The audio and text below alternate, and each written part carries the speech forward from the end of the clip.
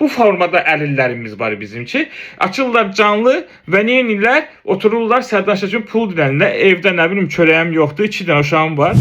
Və bunu edən kimdir? 32 yaşında əlil bir insan, 16 yaşında uşağı qaçırıb gətirib evinə və onunla cinsel əlaqəyə girib 2 uşaq doğuzdurub, indi də oturub internetdə Azərbaycan xalqından kömək istəyir, dilənir. Heç bir əziyyəti yoxdur. Adi deyim ki, bir dənə figura alsın, AliExpress'dən falan yerdən alsın, Temu'dan alsın, üstünə 1 manat qoyub satsın ki, desin dostlar, mən dilənmək istəmirəm. Sadəcə bunun qiyməti 1 manatdır. Bunu məndən 2 manata alın. Sizə də nəsə olsun, mənə də nəsə olsun. Yox. Sadəcə dilənir. Ay dolmam var, qatığım yoxdur. Ay qatığım var, dolmam yoxdur. Uşağın pampersi yoxdur, çörək yoxdur.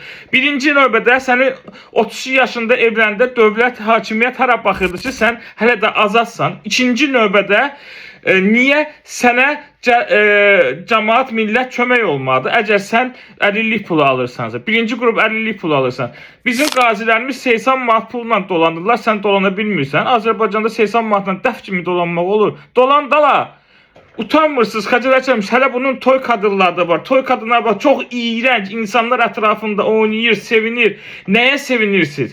Pedofiliyə sevinirsiniz. Bu sizin hardan gəlir sizə? Dininizdən gəlir, əxlaqınızdan gəlir, mentalitemizdən gəlir. Bizdə belə bir şey yoxdur. Bizim həyatımızda belə bir şey olmalı deyil. Ayıb olsun, xəcalət çəkirəm. Heç kim buna kömək olmasın. Buna kömək olmaqdansa gedin, nə bilim, bir dənə kitab alın, oxuyun. Nəzir verin, başqa ehtiyacı olan insan belə adamlara düşmür. Əlillik kateqoriyasında olan insanlar internetin müsbət yanlarından istifadə edə bilir.